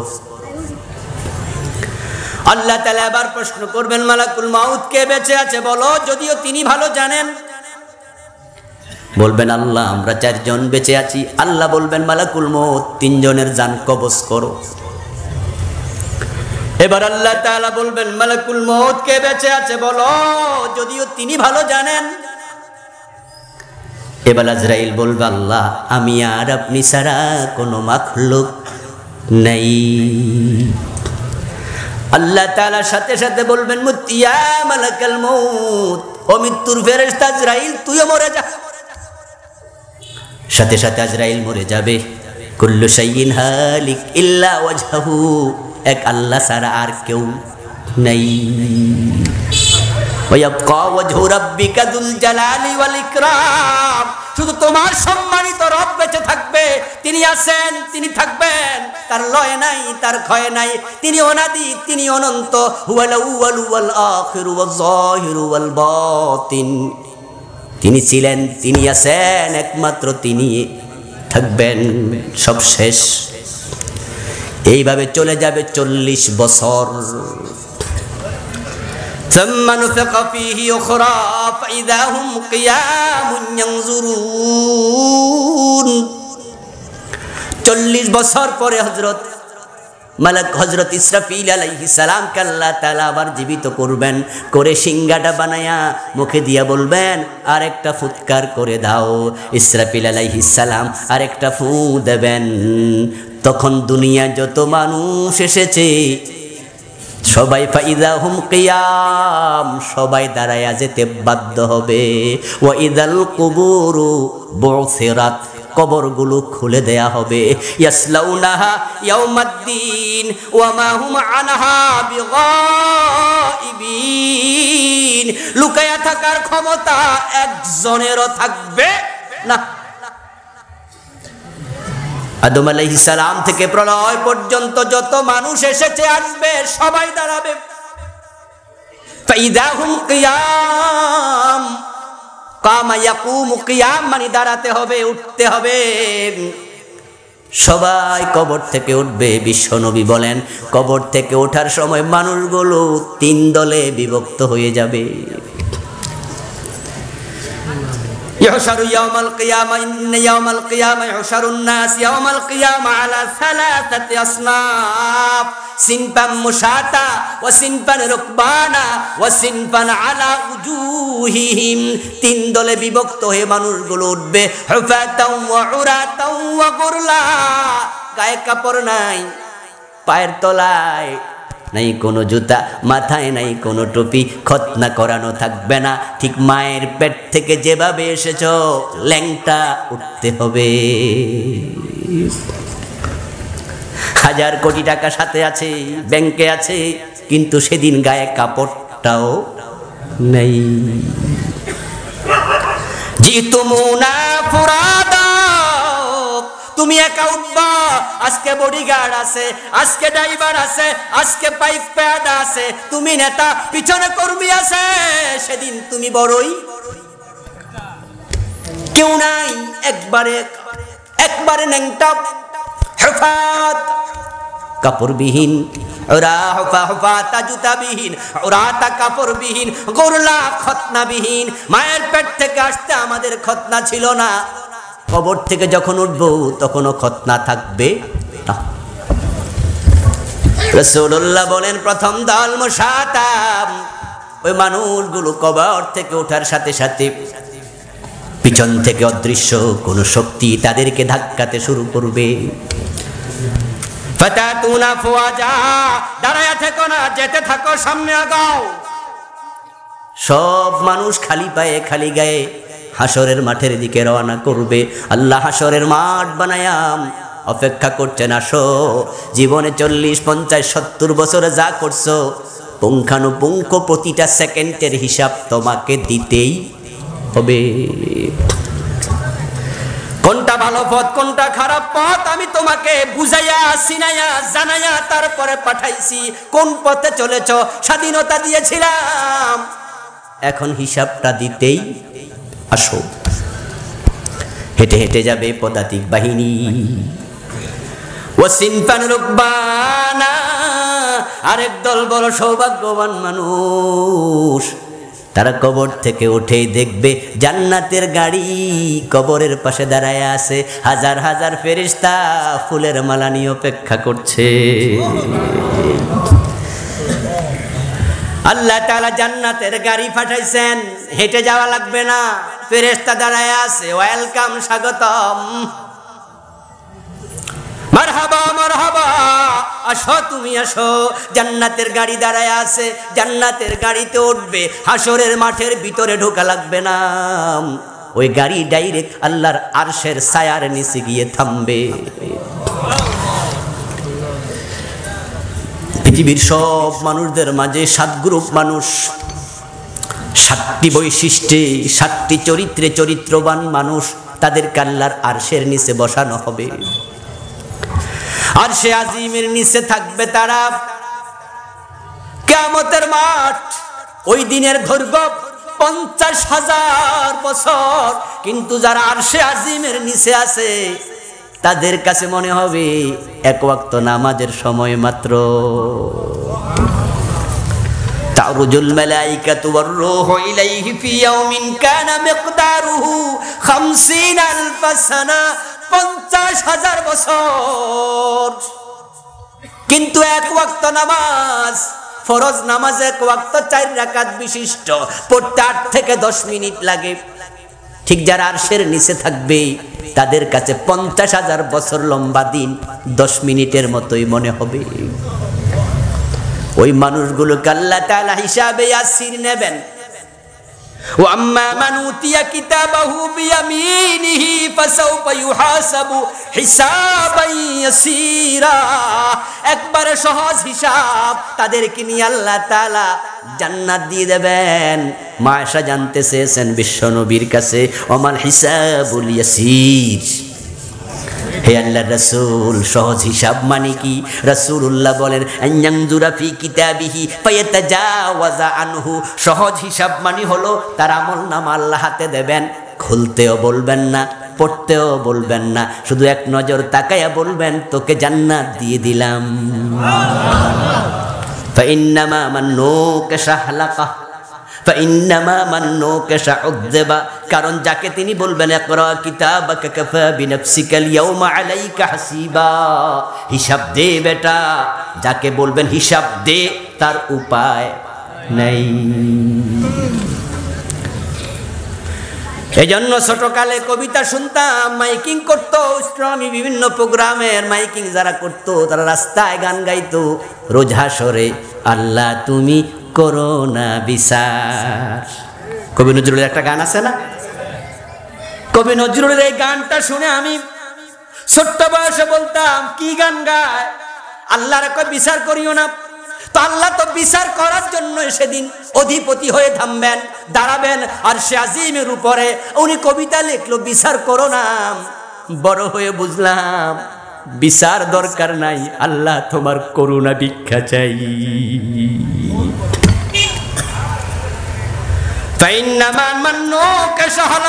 যাকে বলবে হিসাব দে সেই শেষ, বাঁচার উপায় কারো। আর সে আজিমের নিচ থেকে লোকগুলো জান্নাতে চলে যাবে। 3 নাম্বার দল বড় হতভাগ্য, সিনপান আলা উজুহিহিম, বিশ্বনবী বলেন ওই লোকগুলো কবর থেকে ওঠার সাথে সাথে তাদের পা চলে যাবে উপরে, মাথা চলে যাবে নিচে। কবর থেকে তুলেই তাদেরকে উল্টাইয়া দেবেন কে? তারা মাথার উপরে হাঁটবে না, হাঁটবে চেহারার উপরে। ওয়াজহুন, ওয়াজহুন শব্দের বহু বচন, তাদের চেহারাটা বাঁকা করে দেয়া হবে, ওই চেহারার উপরে তারা উল্টায়া উল্টায়া যেতে থাকবে। কারণটা কি? কারণ হলো মানুষ দুনিয়ায় যত অপরাধ করে সব অপরাধের মাঝে সবচেয়ে বেশি অপরাধ করে চেহারা দিয়া। হারাম খায় কি দিয়ে? কথা বলেন কি দিয়ে? মিথ্যা বলে কি দিয়ে? গীবত করে কি দিয়ে? চগলখড়ি। বড় বড় আলেমের বিরুদ্ধে আদালতে দাঁড়াইয়া মিথ্যা সাক্ষী এই মুখ দিয়াই দিচ্ছ।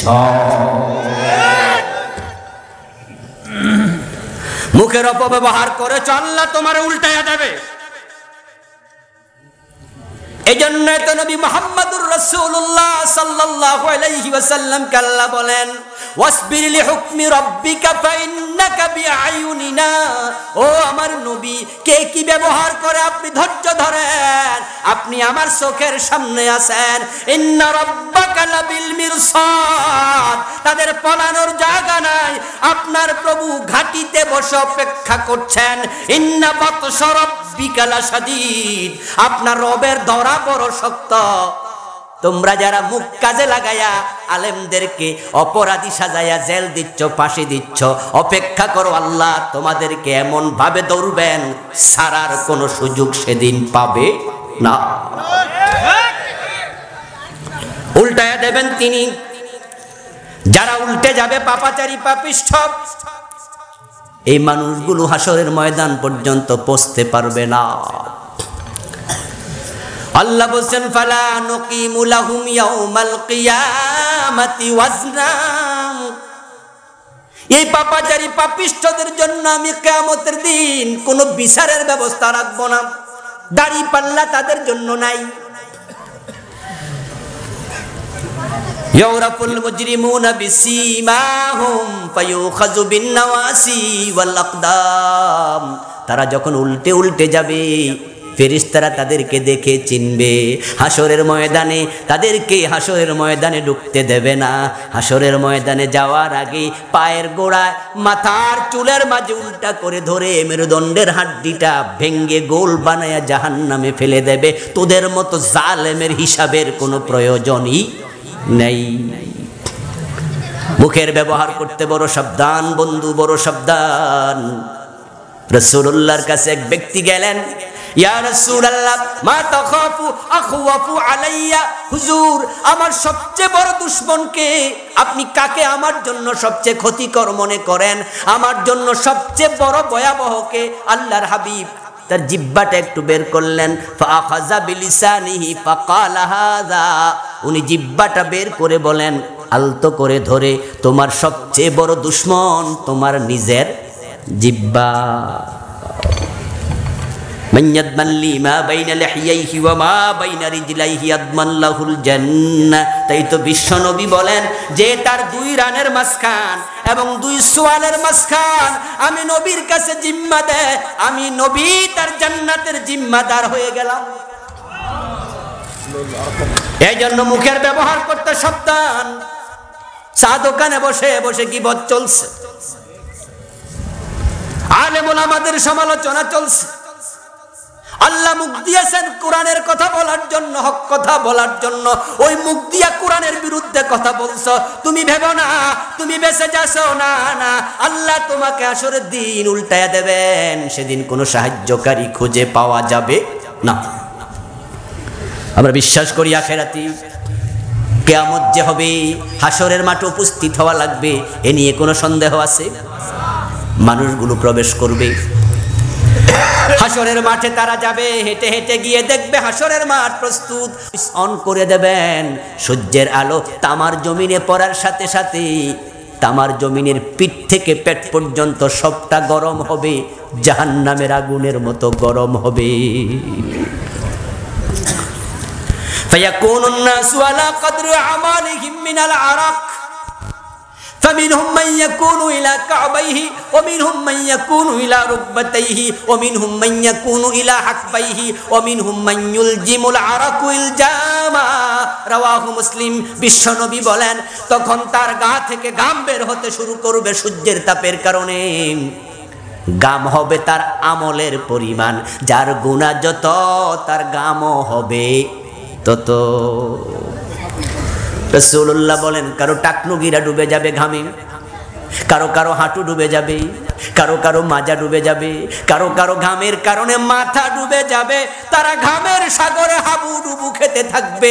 সূর্যের তাপের কারণে ওই ঘাম ঘাম থাকবে না, গরম পানির মতো উতরাতে শুরু করে দেবে। 9,30,00,000 মাইল দূর থেকে তাপ দিয়া চৈত্র মাসে কুয়ার পানি, পুকুরের পানি ওই সূর্য গরম করে দেয়। তার ক্ষমতা কত বেশি! ওই সূর্য যখন মাথার উপর থেকে তাপ দেবে, ঘামগুলো উতরাতে থাকবে গরম পানির মতো। ওই অবস্থায় থাকা লাগবে 50,000 বছর।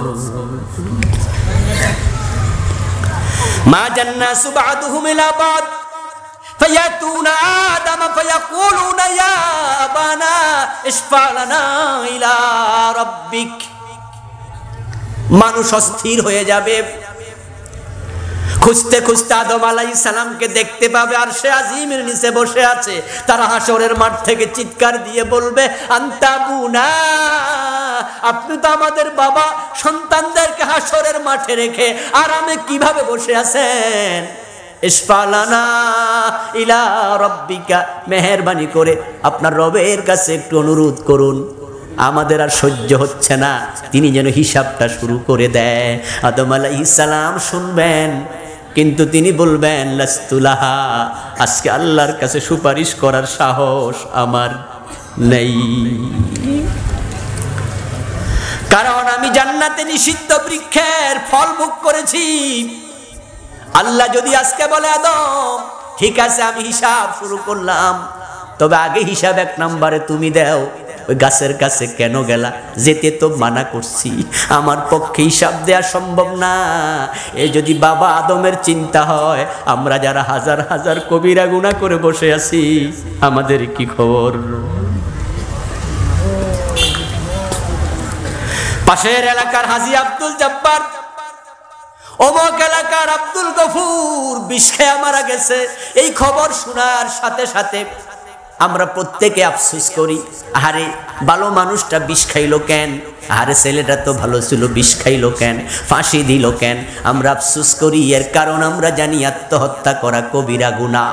এই ছেলেটা, এই হাজী সাহেব মানুষটা কবিরা গুনাহ নিয়ে মারা গেছে। বলুন তো বিষ খাওয়া কবিরা গুনাহ কয়টা? একটা না বেশি? কয়টা কবিরা গুনাহ করছে? তো একটার জন্য আফসোস করলেন, নিজের কবিরা গুনাহ আমল নামায় কয়টা আছে? ওটার জন্য আফসোস করবেন কবে? অন্যের ব্যাপারে জিহ্বায় কামড় দিলেন, কাজটা করলো কি? কবিরা গুনাহ নিয়ে মারা গেল, আত্মহত্যা করলো। কিন্তু আপনি কয়টা মিথ্যা কথা বললেন? আপনি কয়দিন সিনেমা দেখলেন, নাটক দেখলেন, কবিরা গুনাহ করলেন, মানুষ ঠকাইলেন, পরের হক নষ্ট করলেন, সুদ খাচ্ছেন, জেনা করছেন, মদ খাচ্ছেন, গাঁজা খাচ্ছেন। আল্লাহর আইনের বিরুদ্ধে যারা চলে তাদেরকে ভোট দিচ্ছেন, জিন্দাবাদ বলছেন। কত রকমের পাপাচার করে বসে আছেন, অথচ আপনি বলবেন বাবা সুপারিশ করো। আদম বলবে সম্ভব নয়, কারণ আল্লাহ যদি আমাকে ধরে বাঁচার ক্ষমতা আমারও নেই। হাসরের ময়দানে উপস্থিত হওয়া কঠিন, এই জন্য আমরা হাসরের মাঠে থাকতে চাই না, আমরা আরশে আজিমের নিচে যেতে চাই। 7 ধরনের ব্যক্তি আরশে আজিমের নিচে জায়গা পাবে। ওই 7 ধরনের ব্যক্তির ব্যাপারে বিশ্বনবীর বক্তব্য আমাদেরকে জানতে হবে, আমরা নিজেদেরকে সেখানে খুঁজবো। সাবাতুন ইউজিল্লুহুমুল্লাহু ফি জিল্লিহি ইয়াওমা লা জিল্লা ইল্লা জিল্লুহু, সেদিন আল্লাহর ছায়া ছাড়া কোনো ছায়া থাকবে না। 7 ধরনের ব্যক্তিকে আল্লাহ নিজের বাড়িতে দাওয়াত দিয়া নিজে মেহমানদারি করবেন। আল্লাহ হবেন হোস্ট, তারা হবে গেস্ট। আল্লাহ তাদেরকে জান্নাতি গাড়িতে করে নেবেন, নিজের নিরাপত্তায় ডাইরেক্ট জান্নাতে ঢুকাবেন। 1 নাম্বার ইমামুন আদেল, ন্যায় বিচারক নেতা হওয়া লাগবে। আপনারা যারা আদালতে আছেন বিচারক হিসাবে, ন্যায় বিচার করো, ন্যায় বিচার করো। চাকরি বাঁচানোর জন্য, দুনিয়ার সুবিধার জন্য অন্যায় করো না, নিরপরাধ মানুষকে শাস্তি দিও না। জেনে রাখো তোমার বিচার করার জন্য মহা বিচারক অপেক্ষা করতেছেন। আলাইসাল্লাহু বিহাকামিল হাকিমিন। ও মেম্বার, চেয়ারম্যান, এমপি, মন্ত্রী, এলাকার লিডার, বিচার যখন করতে যাও তখন টাকা পাইলে বিচার উল্টায়া দিও না। পরিতাপ, পরিতাপ। মসজিদের সভাপতি, মসজিদের সেক্রেটারি, মসজিদ কমিটির সদস্য, এলাকারও নেতা, এমন নামাজি লোকটাই আবার যখন বিচার করতে যায় টাকা খাইয়া বিচারটা উল্টায়া দেয়। আরশে আজিমের নিচে থাকতে চাইলে ন্যায় বিচারক হও। 2 নাম্বার, যাকে আল্লাহ আরশে আজিমের নিচে জায়গা দিতে চান, রাজুলুন কলবুহু মুআল্লাকুম বিল মসজিদ ইযা খারাজা মিনহু হাত্তা ইয়াউদা ইলাইহি। দ্বিতীয় ব্যক্তি হলো যে ব্যক্তি নিজের অন্তরটা মসজিদের সাথে ঝুলাইয়া দিছে। ফজরের আজান হয়, নামাজের খবর নাই, ঘুমিয়ে আসো দোস্ত। আবার তুমি জান্নাতের আশা করো, এটা হতে পারে না। মসজিদের সাথে হৃদয় ঝুলানো মানে হলো 1 ওয়াক্ত নামাজের পরে আর 1 ওয়াক্তের আজান শোনার জন্য কান খাড়া করে রাখে। এই জন্য যে জান্নাতে যেতে চায় সে কখনো নামাজ ছেড়ে দিতে পারে না।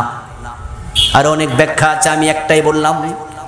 3 নাম্বার, রাজুলান তাহাব্বা ফিল্লাহ ইজতামা আলাইহি ওয়া তাফাররাকা আলাইহি।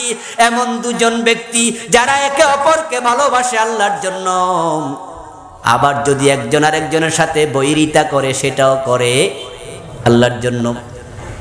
আল হুব্বু ফিল্লাহ ওয়াল বুগদু ফিল্লাহ। ভালোবাসা হবে আল্লাহর জন্য, ঘৃণাও হবে আল্লাহর জন্য।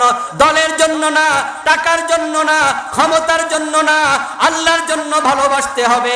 আজকে যে আমরা ভাস্কর্যের বিরুদ্ধে কথা বলছি, আমাদের বক্তৃতা কোনো দলের বিরুদ্ধে না, কোনো ব্যক্তির বিরুদ্ধে না। বঙ্গবন্ধুর মূর্তি বানাবে, জিয়াউর রহমানের মূর্তি বানাবে, জিয়া এরশাদের মূর্তি বানাবে। তোমরা ভাবছো আমরা কেন মানা করি? আমরা মূর্তির বিরুদ্ধে কথা বলি কারণ মূর্তি পূজা শিরিক। যদি মূর্তি বানায় এর প্রতি মানুষের শ্রদ্ধা দিন দিন বাড়তে থাকবে, সমীহ করতে থাকবে, তাদেরকে মূর্তি পূজায় শয়তান লিপ্ত করায়া ছাড়বে। এজন্য শুধু বঙ্গবন্ধু নয়, জিয়াউর রহমান নয়, এরশাদ নয়, যদি কেউ নবী মুহাম্মদের মূর্তি বানায় আমরা সেটাও সহ্য করব না। আল হুব্বু ফিল্লাহ ওয়াল বুগদু ফিল্লাহ।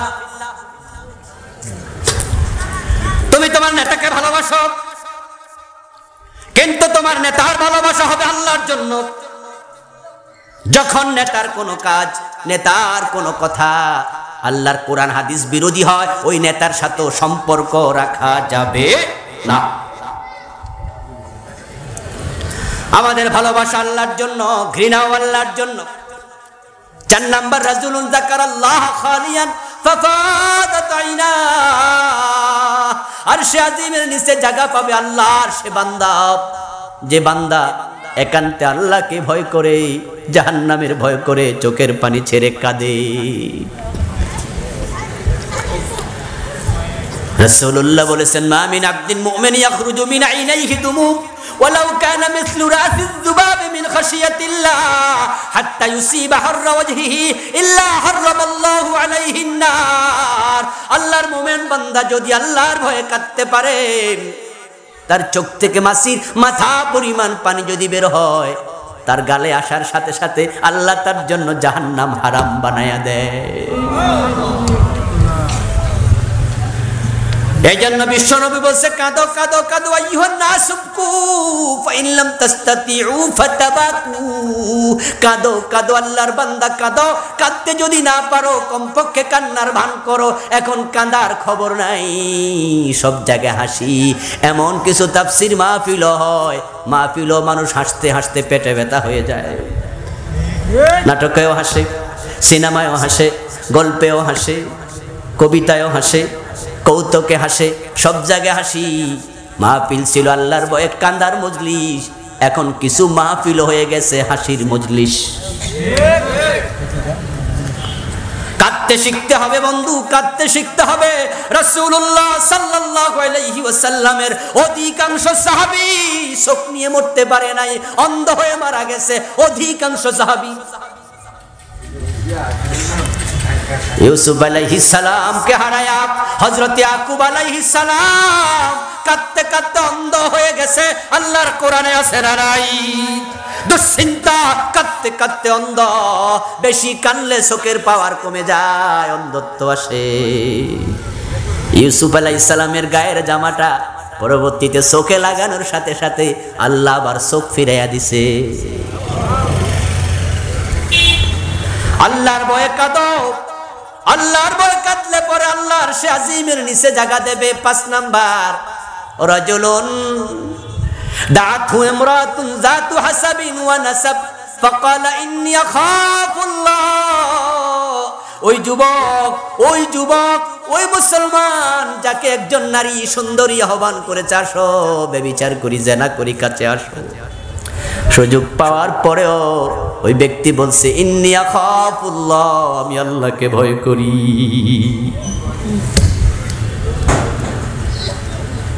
আমার ভাইয়েরা সাবধান হও, সতর্ক হও। রাজুলুন তাসাদ্দাকা বিসাদাকাতিন ফাআখফাহা হাত্তা লা তা'লামা শিমালুহু মা তুনফিকু ইয়ামিনু। আর সে আজিমের নিচে জায়গা পেতে চাও, সাদাকা করো গোপনে গোপনে গোপনে। কত করলা তা দেখার বিষয় নয়, এমন ভাবে সাদাকা করবে ডান হাতে কি দিল বাম হাতও তা টের পাবে না।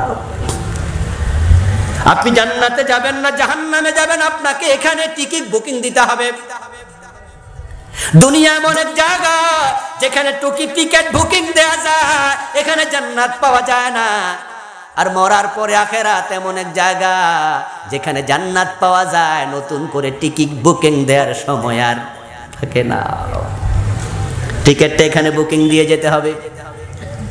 আপনার কবর জান্নাত হবে জাহান্নাম হবে আপনি নিজেই বুঝবেন। এটা বুঝার জন্য আলেম উলামাদের কাছে যাওয়া লাগবে না, আপনি নিজে বুঝবেন আপনার কবর কি হবে। হজের মৌসুম আসতেছে, কিছুদিন পরে এবার হজ হয় না, আগামীবার আশা করি হবে। আমার বন্ধু দেখবেন হাজী সাহেবেরা যখন টিকিট বুকিং দেয়, হজের তালিকায় নাম লেখায়, তখন যারা হজে নেয় তারা বলে আপনি কোন গ্রুপে যাবেন। ক্যাটাগরি এ আছে না নাই? ক্যাটাগরি বি আছে কিনা? ক্যাটাগরি সি প্রথমটা 5 লাখ, পরেরটা 2.5-3 লাখ, পরেরটা 2.5 লাখ। এখন আপনারা যারা এক ক্যাটাগরিতে বুকিং দেন, আপনি বুঝবেন 5 লাখ টাকা দিয়ে যান, আপনার ঘরটা হবে থাকার রুম হবে কাবার পাশে, আপনারটা হবে হিলটন হোটেলে, আপনার রুমে বাথরুম থাকবে, আপনার সিটটা হবে বড় সুন্দর, আপনার রুম হবে এসি করা চকচকা, আপনার খাবার রুমে এনে দেবে, আপনি হেঁটে কাবাতে যাবেন, নামাজ 5 ওয়াক্ত জামাতে পড়তে পারবেন। এক ক্যাটাগরির বুকিং প্রমাণ করে আপনার হজটাও সুন্দরভাবে হবে। যারা সি ক্যাটাগরি তাদেরটা হবে 1 মাইল দূরে, তাদের হোটেলের অবস্থা ভালো নয়, 5 ওয়াক্ত নামাজ কাবা এসে পড়তে পারবে না দূরত্বের কারণে। আমার বন্ধু, ওই আড়াই লাখ আর 5 লাখ দিয়ে বোঝা যায় কে কোন ক্যাটাগরি। সুতরাং নিজের আমলের দিকে তাকাইলে তুমি বুঝতে পারবা, তোমার আমল বলে দেবে তোমার কবর কোন ক্যাটাগরির। আমার সামনে যারা বসে আছেন, নিজের মেয়েটা বোরকা ছাড়া কলেজে যায়, হাই স্কুলে পড়ে, এমন 2-4 জন আছে না নাই? সুদে টাকা লাগায়া বসে আছেন এমন লোক 2-4 জন এখানে আছে না নাই? ঘুষখোর অফিসার 2-4 জন আছে না নাই? 5 ওয়াক্ত নামাজে ফাঁকি দেয় এমনও আছে। আপনি আপনার আমলের দিকে তাকান, আপনার মনই বলে দেবে আপনার কবর কোন ক্যাটাগরিতে অপেক্ষা করছে। বন্ধু, কবরের আলোচনা, আখিরাতের আলোচনা, কিয়ামতের আলোচনা আমরা এজন্যই শুনবো, আমরা নিশ্চিত সেখানে যাওয়া লাগবে। আমাদের যাওয়াটা যেন উত্তম হয়, জান্নাতের পথে হয়। আজকের এই মাহফিলে যেভাবে আমরা সামিয়ানার নিচে বসে আছি, আল্লাহ তাআলার কাছে দোয়া করি আমাদেরকে আল্লাহ এইভাবে তার জান্নাতে একত্রিত করে দিন। সবাই বলুন আমিন। হাযা মা ইনদি ওয়াল ইলমু ইনদাল্লাহ আলাইহি তাওয়াক্কালতু ওয়া ইলাইহি উনীব।